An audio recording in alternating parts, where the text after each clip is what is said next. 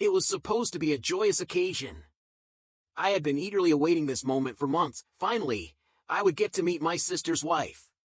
The one person who had been part of her life for so long, yet someone I barely knew. But when I stepped into the house, the air felt different. It was thick, cold.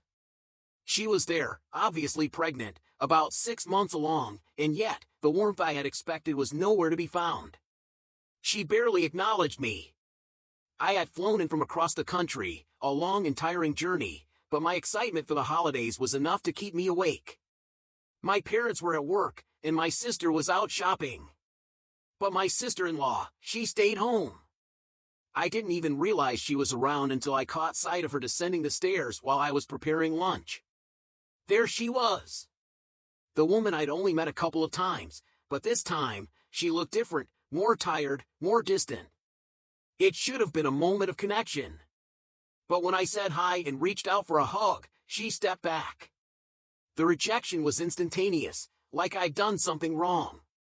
She barely looked at me as she opened the fridge, and the silence between us felt suffocating. I tried to break it with small talk, asking when the baby was due, but her response was curt, almost dismissive. "March," she said, her focus on the fridge door, not me. "Are you hoping for a boy or a girl?" I ventured next, trying to keep the conversation going. She sighed. "I don't care," she muttered, and that was it. The conversation ended as quickly as it had begun. It was like talking to a brick wall. Was this how she always was? Was I reading too much into this? Or was there something else at play here? My sister had mentioned that her wife had PTSD from a previous pregnancy, so I wondered if that was the reason behind her cool demeanor. Maybe I had unknowingly stepped into something sensitive. I tried to steer the conversation in another direction, asking about her work, but the response I got was even more jarring. She put down her knife with a sharp thud, turned to me, and stared. For what felt like an eternity, she just stared. And then, as though breaking free from some trance, she simply said, "And," before walking away. I didn't know what to make of it, but I wasn't ready to give up just yet. Throughout the day, I tried to engage with her again. "A drink?" "No," she muttered, barely glancing at me. "What's on TV?" I asked, hoping to connect over something casual. "You wouldn't know it," she shot back. "The Simpsons, of all things." I tried to be positive, mentioning how nice it was to have everyone together for the holidays. "Yeah, sure," she replied, not a hint of enthusiasm. I told myself, maybe this was just how she was. Maybe she wasn't a naturally warm person. But when my parents and sister came home, the shift was immediate. She became a different person. Cheerful. Engaged. Nice. My dad asked if they had names picked out for the baby, and she practically lit up, talking about it nonstop. She and my sister debated over family names, and my mom suggested my name. "Anna's," she said. "It's not very common, but it's a family name, the same as my grandmother's." To my surprise, my sister was all for it, saying she thought it was a great idea. But when I mentioned that I wouldn't mind having a niece named after me, that's when it happened. My sister-in-law gave me a look, a glare that sent a chill down my spine. At dinner, I asked her to pass the potatoes, but she completely ignored me. I repeated myself, only for my sister to step in and tell her, and then, as if on cue, she giggled and said, "Guess I didn't hear you." I was stunned. Should I tell my sister about this? Or confront her wife directly? The idea of avoiding this conflict and leaving it unresolved didn't sit right with me. I wanted to be a part of this new chapter, my niece or nephew's arrival. I didn't want to be shut out, but I couldn't ignore the tension that had been building all day. The next morning, things didn't improve. At breakfast, my sister-in-law actually spoke to me. But it wasn't in a friendly tone. "Are you seeing anyone?" she asked, her voice dripping with sarcasm. I was caught off guard, but I kept my composure, telling her I was busy with school. Her response? Well, not everyone finds someone. It was like she was taking shots at me for no reason. Why? What had I done to deserve this?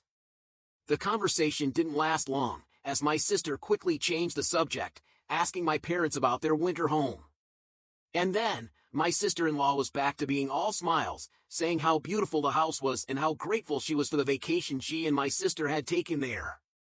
My mom gushed about her, praising her, and it became this weird, overly sentimental moment that left me feeling completely on the outside. After breakfast, I took the dogs for a walk to clear my head. But when I came back, my parents and sister had gone shopping. It was just me and my sister-in-law again. This time, when I tried to talk about my major, I noticed the eye roll before she even said anything. "You just have a problem with reading the room," she snapped, and then just walked away. I stood there, speechless. When my sister gets home, I'm telling her everything. This can't go on. It's too much. And then, as if things couldn't get more complicated, I remembered something from the past. Something that might explain all of this. It was the incident with the wedding. My sister had planned it on the same day as my finals, and when I found out, I tried to talk to her about changing the date. She was furious, and I assumed my sister-in-law was behind it. They had always dreamed of a winter wedding, but I never wanted to miss it. I suggested pushing the date back a day. We fought. But in the end, my sister relented. The wedding was the day after my finals, and I was grateful for that. But had my sister-in-law resented me ever since? It's possible. The wedding itself hadn't been smooth sailing either. I was my sister's maid of honor, but even then, I barely interacted with her wife. She'd gotten food poisoning from her bachelorette party, so she'd been in bed most of the time. But was that the seed of something deeper? Was this tension festering all along? The wedding chaos was in full swing. The air was charged with excitement, joy, and love, but for me, it felt more like a swirling storm. During the reception, I stood up to give a toast. I spoke about my sister and her wife, about their deep friendship, how we had all been waiting for this moment, how they were a perfect match. I meant every word. And when I finished, I looked at her, my sister-in-law. She teared up, her eyes glistening, and then pulled me into a big hug. "I'm excited to be your sister-in-law," she whispered, and for a moment, I thought maybe things would get easier between us. But that moment passed too quickly. I wanted to talk to her more, to connect, but before I could say anything, some of the relatives interrupted. They were eager to ask me about my college choice, so I reluctantly stepped away. But in the back of my mind, something gnawed at me. I had been trying, hadn't I? I had wanted to connect. And yet, here I was, still unsure if she saw me as family, or just a stranger in the background. I kept telling myself I'd bring it up with my sister soon, maybe today or tomorrow. But would that make any difference? Would it change anything between us? As the day passed, I found myself replaying the moment over and over. Someone else had commented, asking about the longest time I'd spent with my sister-in-law. They brought up the wedding and the camping trip we'd gone on, but I couldn't recall much about her during those days. The wedding itself had been a blur of conflicting emotions, and even then, I wasn't sure what to make of her. The wedding date had been a point of tension. It was originally set for the day of my finals, before the invitations had even gone out. I had called my sister to explain the situation, and she had been upset, her dream of a winter wedding, the date so perfect for them. I didn't want to ruin it, but I didn't want to miss the wedding either. So I suggested moving it just a day back. And that suggestion set off a huge argument. My sister, being the people-pleaser she was, didn't want to stay mad at me, and I assumed my sister-in-law had something to do with the fallout. But in the end, my sister caved, and the wedding happened the day after my finals. I had been grateful, of course. But had that moment started a rift? Could it have? At the wedding reception, I gave my speech. I spoke from the heart, and when I finished, my sister-in-law hugged me. I wanted to stay with her, to talk more, but the relatives swooped in with questions about my college, pulling me away. Was that my cue to step back? Was I pushing too hard? Then came the next day. The tension simmered below the surface, thick and uncomfortable. My sister-in-law was pregnant, and yet, every attempt I made to talk to her was met with distance. Was she tired? Irritated? Or was there something more, something I wasn't seeing? It wasn't until the morning after that I realized just how deep the distance went. My sister-in-law, in a snarky tone, asked if I was seeing anyone. No, I said, I'm busy with school. She shot back, well, not everyone finds someone.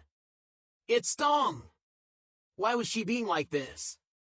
Was I overthinking it? Maybe. But it still hurt. That morning, my mom started gushing about how perfect a onesie was for her granddaughter. It was a simple statement, but it hit me like a ton of bricks. I had no idea that my sister was expecting a girl. My sister-in-law hadn't told me. It wasn't like I had been intentionally kept in the dark, but the silence between us made everything feel worse. My sister looked at me, puzzled. Didn't you know? She asked, almost in disbelief. I hadn't. And when I turned to my sister-in-law, her face was frozen. That deer-in-the-headlights expression. It was as if the moment had just cracked open, and I felt my chest tighten. I couldn't stop the tears. I felt like a spoiled brat, like I had no reason to cry over something so simple. But in that moment, everything crashed down on me. I apologized, feeling humiliated. I ran upstairs to hide with the dogs, trying to escape from the overwhelming flood of emotions. But my mom followed me, coming up to check on me. Then, from downstairs, the shouting started. My sister and her wife were yelling. I could hear the harsh words even from upstairs. My mom, standing by me, said quietly, she just doesn't know how to get along with people she doesn't know. And that hit me hard. She didn't like me. There was no sugarcoating it. What made everything worse was the fact that my sister had known all along. She had been aware of the tension, the history. She'd told her wife to try harder with me, to make an effort. But nothing had changed. The shouting continued, and I was teetering on the edge of a breakdown. I couldn't handle it. I had to get out. Mom, can we go for a walk with the dogs? I needed to clear my head, to escape for just a moment. When we came back, the house felt colder. My sister had gone out to cool down, and my sister-in-law was upstairs. I spent the rest of the day in silence, waiting. When my sister finally returned, her eyes were red from crying. She was clearly in a bad place. My mom took her aside, trying to calm her down. And I just sat there, feeling like a child again. The guilt washed over me. Had I ruined things? Had I messed up my sister's marriage? Was this all my fault? I wanted to make things right. But how? How do you fix something that feels so broken? Everything felt like it was crumbling. My chest tightened with each passing second. My sister walked out of the kitchen, her face hard and cold, never once meeting my eyes. She stormed up the stairs, the silence between us thickening, unbearable. Then, the yelling started. My sister-in-law's voice, loud and raw, cutting through the quiet, followed by the thumping sound of doors slamming. They fought for what felt like hours. Dinner felt like a distant memory as we left the house. My parents and I ate in awkward silence, but it didn't help. The tension was suffocating. We returned to a house that didn't feel like home anymore. There she was, my sister-in-law, standing at the door, waiting. Her apology came quickly, but it didn't take away the sting. I've been petty, she said, her voice softer now, a crack in her hard exterior. I've been rude. The whole wedding date thing was a non-issue. I nodded, trying to keep my composure, even though everything inside of me screamed to lash out. I understand if you were upset about the wedding, I told her, but I really wish you'd let me know earlier. She sighed, looking frustrated. It wasn't that simple, she replied. Your sister would do anything for you. It caused a huge fight, and that's on me, not you. I had no idea. I had no clue how much my sister had been caught in the middle. I apologized again, feeling the weight of the guilt pressing down. All I wanted was to be a good sister-in-law, a good aunt. But my sister-in-law's face twisted, anger flashing in her eyes. "You ruined it," she snapped. "You ruined the chance to be a good sister-in-law. And I'm not counting on you to be a good aunt either." Then she stormed upstairs, the sound of her feet pounding through the house. I stood there, dumbfounded, the words echoing in my mind. What had I done? My stomach twisted into knots, the bad feelings manifesting physically. I ran to the bathroom, throwing up while the sounds of their arguing grew louder from upstairs. My mom stayed by my side, comforting me while my dad tried, in vain, to intervene. Then came the real heartache. I overheard my sister-in-law shout, "Who would you jump in front of a train for, me or her?" My sister's voice, steady and unwavering, answered without hesitation, "My sister." No questions asked. The weight of those words hit me hard. But it didn't end there. About an hour later, my sister-in-law screamed again, "I'd let all my siblings die for you." The rage was like a storm, unpredictable and fierce. The next morning, I woke up to a broken silence. My sister sat across from me at breakfast, her face heavy with sorrow. After the baby's born, she said, "We're going to separate. We'll try counseling, but if things don't change, we'll get divorced." I couldn't believe it. It shouldn't have come to this, not like this. "I'm sorry for pushing you both," I said, my voice thick with regret. My sister looked at me, her eyes filled with a sadness I couldn't bear. "She does this to all my friends," she explained, "but how she treated you? That's a deal breaker."